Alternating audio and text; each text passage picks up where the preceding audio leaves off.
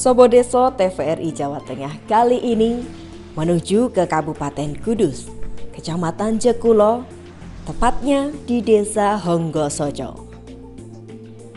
Kabarnya, di Desa Honggosojo merupakan syarat prestasi pengembangan bidang pertanian dan manfaatnya sudah dirasakan oleh masyarakat sekitar melalui kemitraan.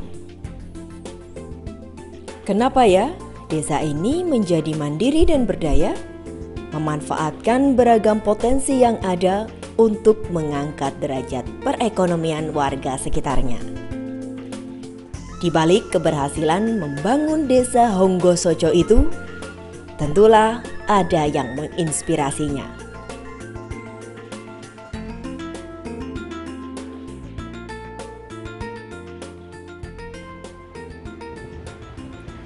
Halo, apa kabar sedulur Deso dimanapun Anda berada? Senang sekali Yovita dan tim Sobodeso kali ini akan mengajak Anda untuk lebih mengenal inovasi teknologi pertanian yang ada di Desa Honggosojo ini.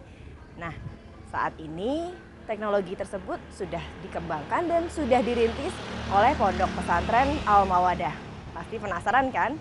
Yuk kita sama-sama cek ke dalam.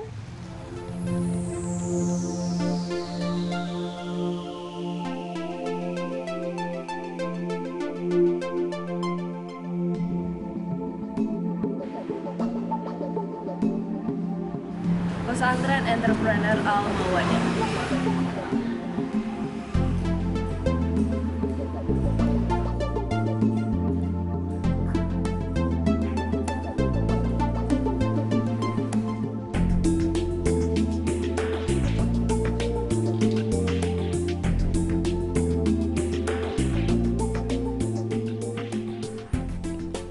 Konsep pondok-pondok pesantren saat ini nampaknya memang tidak lagi hanya berfokus pada pembelajaran agama saja.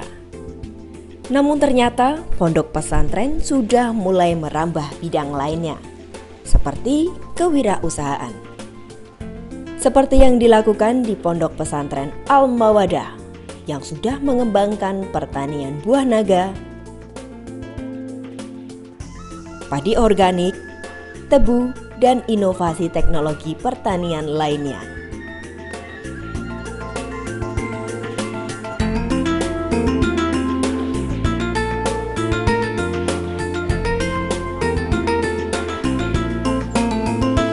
Assalamualaikum Pak Haji. Waalaikumsalam. Iya Mbak. Sehat Pak? Alhamdulillah baik. Nah sedulur desa, ini nih Pak Sofyan Hadi yang Yovita cari-cari. Nah Bapak lagi ngapain tadi? Ini ngecek beberapa tanaman buah. Oh gitu. Ini buah kelengkeng yang kita kembangkan di pesantren ini. Wah, kayaknya seru banget nih cerita-cerita. Boleh dong, saya Boleh. dan seluruh desa pengen tahu banyak tentang pesantren Al-Mawadah ini. Boleh. Sambil duduk aja. Oke.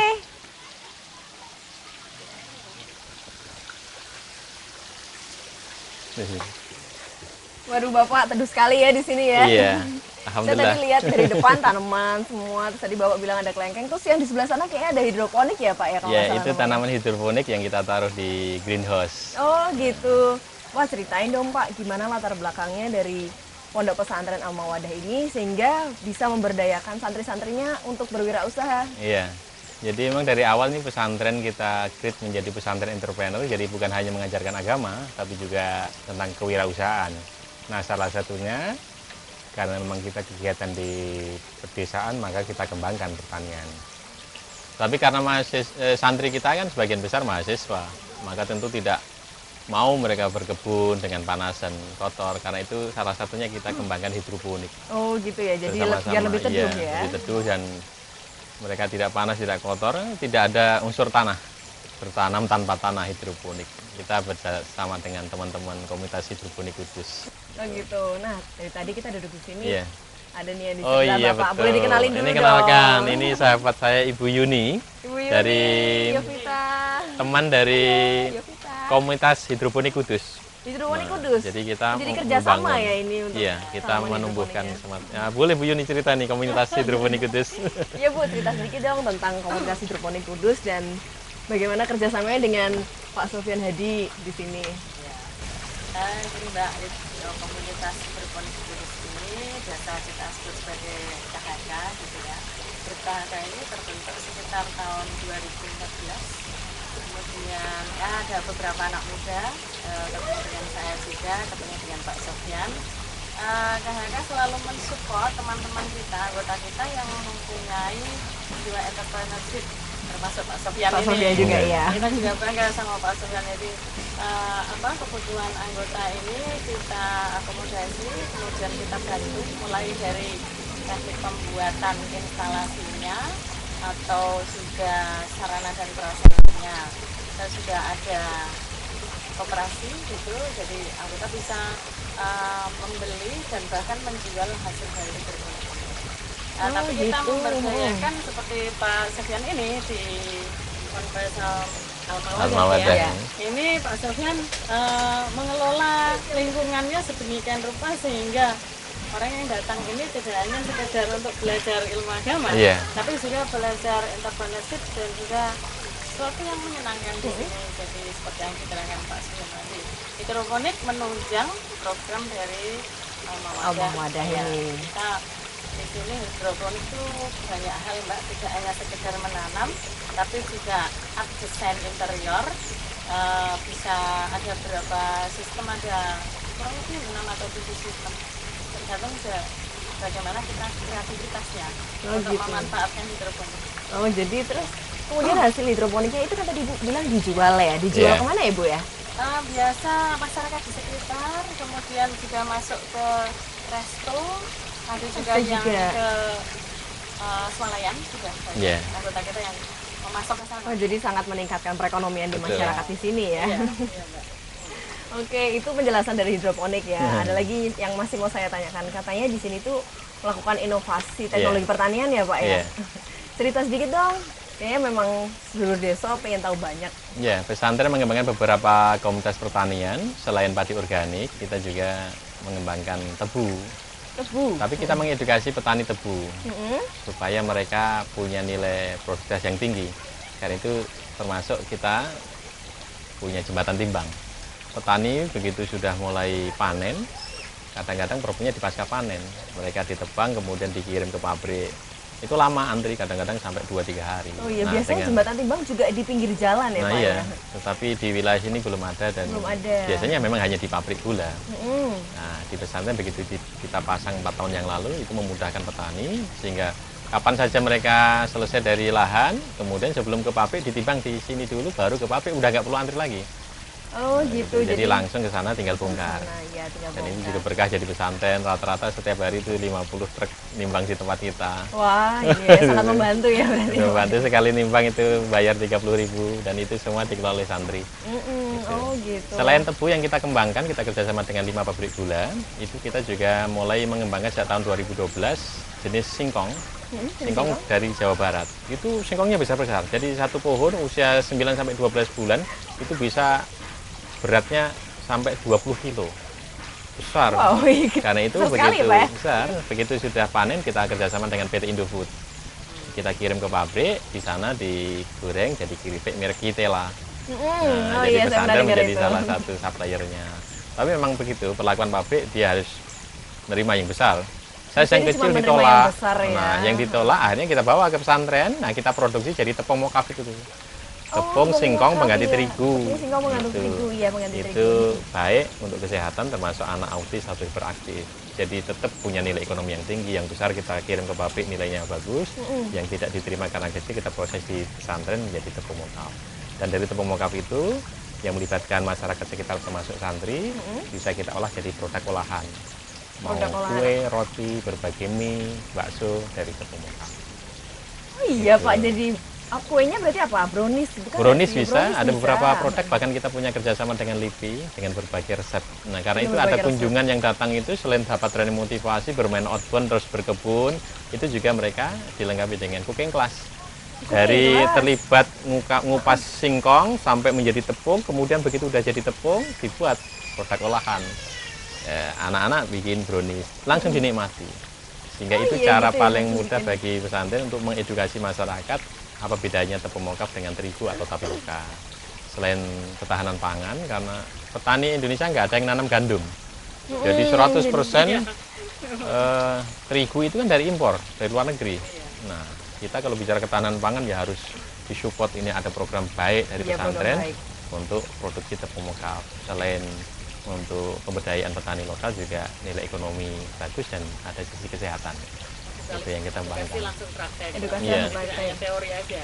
Jadi beberapa kegiatan itu, Mbak. Nyantel langsung betul. ya. Ya. Jadi anak-anak itu kalau ke sini rata-rata butuh waktu 3 jam. Itu mulai dari lahan, tanam singkongnya sampai menikmati hasil dari tepungnya. Itu mereka kita latih gitu. Jadi, Oh gitu. Iya. Ini ada yang mau saya tanyain. Jadi tadi kan Bapak bilang kalau misalkan hasil singkong yang Iya. sudah disortir dari Iya. pabrik kemudian dibawa ke sini. Kemudian gimana sih Pak cara ngolahnya untuk menjadi tepung mokaf? Jadi begitu datang, kemudian melibatkan ibu-ibu. Kalau pas ada kunjungan anak sekolah kita ajak melibat dalam kegiatan produksi itu. Mereka ngupas, nanti bisa kita diajak lihat. ngupas sekalian? Ngupas dan pisau yang udah khusus, jadi nggak takut terluka aman, mereka. Ya, ya tetap Begitu, aman ya. kemudian kita cuci di rajang, kemudian yang membedakan itu kita rendam di bak fermentasi selama 12 jam. Nah, disitulah kita kasih enzim. Nah, kita kerjasama dengan pusat itu, LIPI, Lembaga Ilmu Pengetahuan Indonesia. Oh, Sehingga gitu. apapun jenis singkongnya, termasuk singkong yang pahit, yang mestinya nggak boleh untuk konsumsi, tapi setelah direndam dengan enzim itu, HCN-nya, zat ratnya hilang. Nah, Jadi aman ya untuk dikonsumsi untuk Jadi manusia. tinggal dikeringkan dengan pengering oven stainless kita, masuk mesin penepung, udah jadi tepung. Karena itu kita mengedukasi masyarakat petani, bahkan lahan yang kritis pun bisa kita tanami dengan nilai ekonomi yang tinggi. Oh, Nah, gitu. program-program itulah akhirnya tahun 2015 kemarin kita dapat penghargaan Adikarya Pangan Nusantara. Oh Gitu. iya. Jadi petani-petani di hampir 4 kabupaten itu kita bina, mulai dari Jepara, Kudus, Pati sampai Rembang, mulai dari tanaman tebu, kemudian singkong dan padi organik. Sehingga mereka sudah ngerti bagaimana budidaya sawah, lahan dengan nilai ekonomi yang tinggi. Oh gitu. Nah, untuk hasil dari tepung mokafnya Iya. sendiri, Bapak udah memasarkan sampai kemana sih? Iya. Ini 2 tahun terakhir setelah kita aktif di Kudus Expo, setiap tahun kan ada pameran di Simpang 7 Kudus. Nah, kita taruh di sana dan beberapa produsen jenang Kudus itu sudah mencoba. Hasilnya Beralih bagus. dari terigu ke Bukan mokaf ya? bukan 100% tapi 20%. Oh, masih Jadi memang campur. substitusi. Tapi 20%. 20% itu luar biasa. Kan mereka biasanya menggunakan tepung beras ya. Tepung Beras ketan itu harganya 12 sampai 14 ribu. Tepung kita harganya 6 sampai 7 ribu. Jadi 5%, 20% seperlimanya diganti tepung mokaf, tidak merubah rasa dan tekstur, tapi menjadi ekonomis. Iya, Jadi lebih mereka murah bisa ya produksinya. nah, gitu. Jadi ini juga salah satu solusi bagaimana kita menampilkan produk lokal tapi nilainya murah. Itu melibatkan masyarakat sekitar. Melibatkan masyarakat Iya. sekitar. Oh gitu. Yaudah Pak, saya masih pengen jalan-jalan lagi.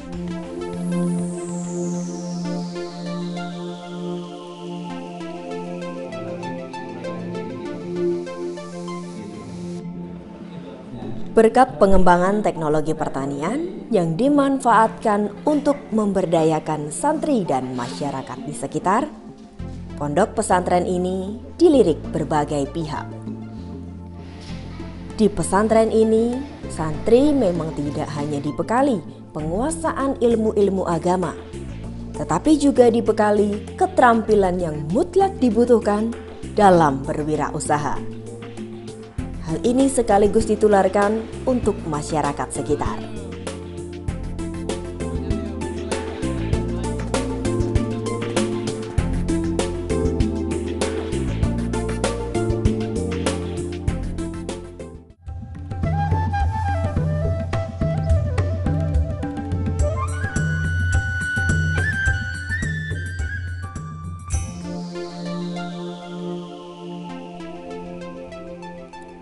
Sudah lama memang pondok pesantren Al-Mawadah di desa Honggosoco, Kecamatan Cekulo, Kabupaten Kudus ini mengembangkan teknologi pertanian, mulai dari buah naga,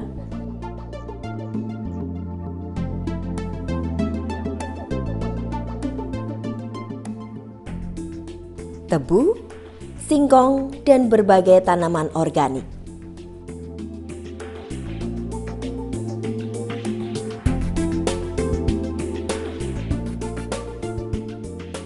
Dalam perkembangannya, warga desa sekitar, termasuk ibu-ibu rumah tangga di sekitar pesantren, juga dibekali dengan berbagai pelatihan pemanfaatan hasil pertanian sebagai salah satu upaya memberdayakan ekonomi masyarakat setempat.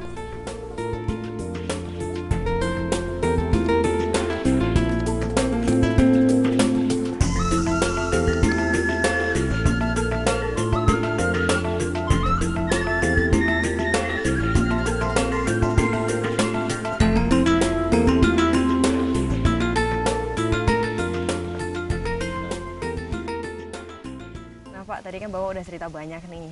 Sebenarnya apa sih latar belakangnya dari pondok pesantren ini sendiri sehingga santri-santri yang masuk ke sini tuh bisa berwirausaha gitu loh, Pak? Ya, jadi ini ada hubungannya dengan latar belakang pendidikan ya. Saya dari kecil di pesantren, akhirnya begitu sudah selesai saya lanjut kuliah di Al-Azhar Mesir. Ternyata yang menarik bagi saya itu Al-Azhar Mesir itu bukan hanya kampus tertua yang mengajarkan ilmu agama, tetapi juga mereka mengajarkan entrepreneurship. Bayangkan ribuan mahasiswa dari seluruh dunia itu dikasih beasiswa oleh lembaga pendidikan Al-Azhar, kampus itu, kemudian tinggal di asrama. Nah, maka saya berpikir apa yang bisa menjadikan mereka lembaga yang sangat mandiri. Ternyata jawabannya mereka punya badan usaha yang sangat produktif, punya ribuan hektar kebun, kemudian punya banyak kegiatan usaha. Maka saya waktu itu bermimpi, saya suatu saat semoga punya kegiatan pesantren yang inspiratif, jadi semua mahasiswa boleh nyantri di tempat saya dan mereka free, tidak harus bayar karena pesantren punya kegiatan usaha. Jadi itu sebenarnya ide awalnya. Dan alhamdulillah dalam perjalanan 8 tahun ini pelan-pelan sudah mulai kelihatan sehingga menginspirasi banyak orang. Ada sekitar 50 mahasiswa yang tinggal di pesantren ini, mereka mahasiswa semua, dan kita dorong mereka supaya kuliahnya udah beasiswa. Kemudian di pesantren kan mereka tidak ada beban biaya apapun. Iya. Dan kegiatan sehari-hari lewat kegiatan kayak tadi yang kita lihat, eduwisata atau agrowisata, itu santri semua yang terlibat. Mereka mendapatkan income di situ. Oh gitu ya, Pak ya? Jadi mereka semangat juga. Jadi kuliah gratis, di gratis. pesantren gratis, malah dapat income juga Karena itu syarat di pesantren ini sederhana sini. sebenarnya. Begitu mau bersungguh-sungguh, tidak boleh terima uang dari rumah. Oh gitu Jadi ya. orang tua juga senang karena mereka sudah mandiri, termasuk tidak butuh kiriman dari rumah tangga, dari rumahnya. Itu idenya. Sehingga sekarang saatnya pesantren-pesantren berbenah dan saya mengajak seluruh pesantren untuk memiliki kegiatan usaha produktif sehingga santri bukan hanya belajar agama, sekaligus mereka ketika pulang mereka tidak bingung apa yang harus dilakukan. Mereka sejak jadi santri sudah menjadi entrepreneur. Oh jadi dapat ilmu agama, entrepreneur juga. Ya. Bahkan di sini malah ada tambahan, mereka harus program tahfidz Al-Quran dan harus sarjana tepat waktu 4 tahun. Oh gitu. Nah ngomong-ngomong nih Pak soal entrepreneur, saya tuh lihat kebun buah naga di sana. Kayaknya subur banget gitu loh Pak di sana. Boleh cerita sedikit nggak bagaimana pengelolaannya? Iya, itu kita konsep menjadi pertanian terpadu, integrated farming system. Jadi banyak tempat buah naga itu pakai tegakan cor itu, pakai semen. Di tempat kita enggak. Kita pakai tegaan pohon hidup. Pohon hidup. Nah itu manfaatnya apa? Selain murah, mudah didapatkan, kan bisa ditiru oleh masyarakat sekitar. Itu hijauannya menjadi hijauan makanan ternak. Di belakang kita ada kambingnya. Itu. Nah kotoran kambing itu jadi pupuk organik. Jadi siklus itu menjadi tumbuh subur sekaligus sehat. Gitu. Karena itu buah naga kan kategori buah sehat. Orang membeli dengan harga relatif lebih tinggi. Kenapa? Karena faktor kesehatan. Sehat, iya. Gitu. Antioksidan segala macam ya Pak ya. Nah, warna merah terutama yang super red itu kan antioksidan. Tapi kita kembangkan juga ada yang putih, ada yang super red merah. Kita buat sirup. Dan ada yang kuning. Nah, yang kuning itu masih langka, masih sangat mahal di pasaran. Oh, jadi masih berusaha untuk dikembangkan lagi. Iya, kita kembangkan lagi. Gitu. Dan siapa saja yang ingin bisa ngambil bibit dari tempat kita. Begitu. Jadi buah naga itu nggak dijual buahnya aja. Iya. Seperti yang Bapak bilang tadi ya, dijadikan sirup ya Pak ya? Iya, kita jadikan sirup, ada kerupuk buah naga juga. Oh, ada kerupuk buah naga juga? Betul. Jadi di luar musim berbuah tetap aja ada oleh-oleh khas pesantren, yaitu keripik buah naga dan sirup buah naga. Selain dari jamu herbal yang kita kembangkan di kebun jamu kita. Dan semua itu melibatkan santri atau semua itu dikerjakan oleh santri dan masyarakat sekitar. Sehingga masyarakat punya pertambahan ekonomi keluarga, santri sudah bisa mandiri membiayai kehidupannya sendiri tanpa kiriman orang tua. Inilah ide kenapa ini kita kasih nama pesantren entrepreneur. Jadi Jadi mengajari begitu ya latar agama, belakangnya, entrepreneurship, sekaligus spiritual. Mereka belajar agama dan menghafalkan Al-Quran. Gitu. Ada lagi nggak Pak tindakan yang dilakukan atau aksi-aksi yang dilakukan santri terhadap masyarakat sekitar sini? Ya, biasanya itu secara reguler, apakah satu semester atau setiap tahun sekali dalam rangka ulang tahun pesantren, ada bakti lingkungan, ada bakti pendidikan gitu. Anak-anak diajarkan beberapa teknik belajar menyatu dengan alam atau kayak sekolah alam gitu. Oh, gitu. Kemudian yang masyarakat sekitar itu ini kan menjadi lembaga mandiri yang mengakar di masyarakat. Bukan hanya santri yang mungkin di sini sekitar 40 sampai 50 anak secara berkala tinggal di sini, tetapi masyarakat sekitar itu terlibat dalam kegiatan usaha produktif. Apa saja tadi yang kita tampilkan di toko atau produksi temukaf itu melibatkan ibu-ibu. Melibatkan ibu-ibu di sini? sekitar pesantren. Oh, di sekitar gitu. pesantren, ya. Apalagi keberadaan pesantren di Honggosujo ini banyak ibu-ibu yang dulu bekerja di pabrik rokok dan pabrik rokoknya tutup. Akhirnya mereka kehilangan mata pencaharian. Maka dengan kegiatan ini mereka sangat terbantu dan senang sekali. Pagi-pagi datang ke sini hanya sekedar ngupas singkong, jam 11 pulang udah dapat uang sekitar 30.000, seneng. Itu dilakukan mulai hari Senin sampai Sabtu. Oh gitu ya. Hari ada tetap ada jadwalnya. Hari Minggu mereka datang ke sini untuk kajian agama. Oke. Gitu, Bapak, khusus saya hari lihat di Minggu. sana anak-anak lagi pada ngapain? Oh, itu lagi ngupas singkong. Nah, Oh, boleh gitu. kita lihat? Boleh kita Iya. ke sana Pak. Itu produk ini, singkong mokaf.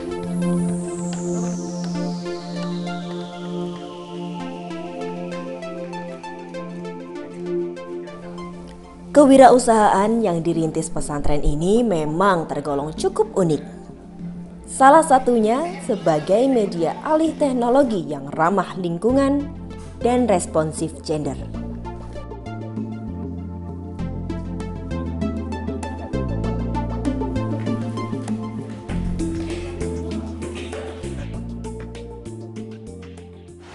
Nah, ini contoh makanan sehat, sosis, digemari mulai anak sampai orang dewasa. Nah, di dalam juga pusat oleh-oleh. Nah, ada yang khas dari pesantren, ada keripik buah naga, ada sirup buah naga, kue, roti, apa saja, itu kan selalu pakai terigu kalau enggak pakai tapioka. Padahal itu kita petani kita nggak ada yang nanam gandum, maka 100% pasti impor. Karena itu ini menjadi solusi, selain ketahanan pangan juga punya nilai kesehatan yang baik. Pesantren mengajarkan masyarakat untuk mulai bergaya hidup sehat sekaligus meningkatkan ekonomi keluarga. Gitu. Ya. Nah, ini.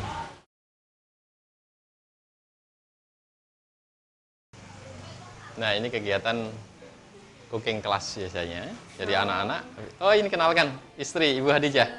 Halo Bu, Yovita dari Gunung Jawa Tengah. Bu, boleh cerita sedikit ini apa yang dilakuin sama adik-adik di sini? Oh ya, ini baru pada bikin brownies dari mokaf. Oh, dari mokaf, dari tepung mokaf tadi Tepung ya. mokaf, ya. Ini anak-anak baru kita kasih tunjukkan tentang bagaimana cara mereka mengolah. Oh iya, 100% bahannya dari tepung mokaf, sama sekali tidak memakai tepung terigu. Oh gitu. Gimana Dek? Bisa? Jadi selalu seperti ini ya Bu ya. Wah, rame banget ya di sini ya. Terus kayak yang di belakang sana? Itu kakak yang tadi yang ngajari mulai dari awal sampai akhir, dari mulai mengenalkan resepnya itu apa saja, bahan-bahan yang dibuat, sampai adik-adik untuk menghias kuenya agar lebih cantik. Oh iya. Terus tadi saya lihat di sana tuh ada jajar 3 piagam. Itu kayaknya resep-resep deh. Boleh cerita satu-satu nggak Bu itu resepnya? Oke, iya. Karena kita kemarin itu kan baru mengenal tepung mokaf ya, jadi kita bingung bagaimana cara mengenalkan ke masyarakat ini biar mereka juga senang untuk memakai tepung ini. Maka kita bikin beberapa resep olahan, uji coba lah. Uji coba ya. Jadi karena sudah sampai finish, sudah terasa enak, kita bikin resep di Bunda. Jadi nanti ketika ada orang yang mau beli mokaf, tepung mokaf, langsung kita kasih resepnya, jadi mereka bisa masak di rumah. Oh gitu. Contohnya dari 3 itu salah satunya tadi kayak lihat bolu ya. Bolu pelangi.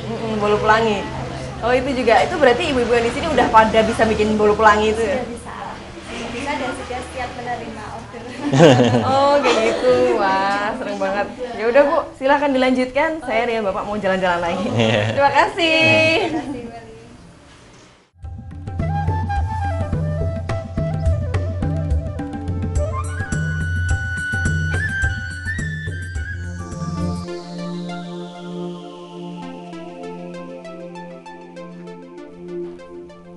Kegigihan dan ketekunannya membimbing dan membina santri beserta masyarakat di daerah sekitar pondok di Kabupaten Kudus, Sofyan Hadi akhirnya juga mendapat penghargaan dan apresiasi Kalpataru dari pemerintah Provinsi Jawa Tengah.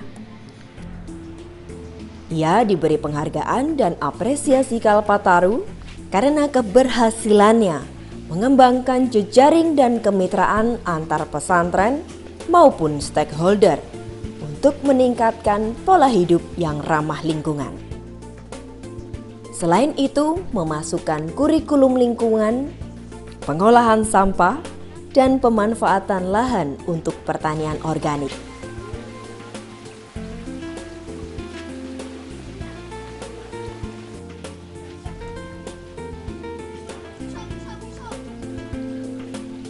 Tahun 2015 lalu, pesantren ini juga mendapatkan penghargaan Adikarya Pangan Nusantara peringkat 1 Provinsi Jawa Tengah, kategori ketahanan pangan.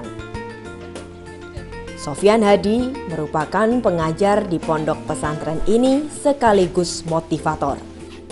Selain itu, ia juga memiliki semangat tinggi dalam mendidik santri-santrinya. Inilah kawasan rumah pangan lestari masih di lingkungan pesantren entrepreneur Al-Mawaddah Kudus. Pesantren yang tidak hanya mengajarkan ilmu agama, tapi sekaligus mengajarkan seluruh santri dan masyarakat sekitar supaya mereka sadar terhadap lingkungan. Adalah tugas setiap kita menjaga lingkungan tertata dengan baik, bersih, dan kita ingin tidak lagi ada ibu-ibu rumah tangga yang pagi-pagi pergi ke pasar hanya untuk beli sayur atau bumbu.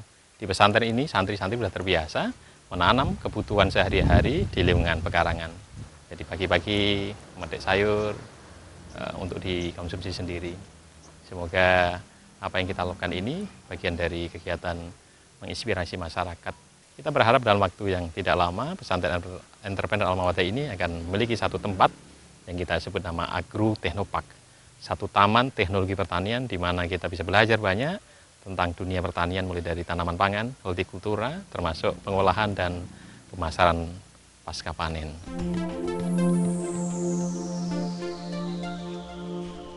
Pesantren ternyata tidak hanya mengajarkan ilmu agama, tetapi kewirausahaan, agar setelah lulus nantinya menjadi pengusaha yang memiliki pola pikir maju, tetapi tetap berpegang teguh pada norma agama. Pada gilirannya nanti, setelah terjun ke masyarakat, tidak menjadi santri pengangguran, tetapi memiliki skill dan membuka lapangan pekerjaan sendiri. Sedulur Deso, demikianlah acara Sobo Deso kali ini. Semoga tayangan tadi menginspirasi dan bermanfaat bagi kita semua. Selamat berkarya dan salam kami dari desa.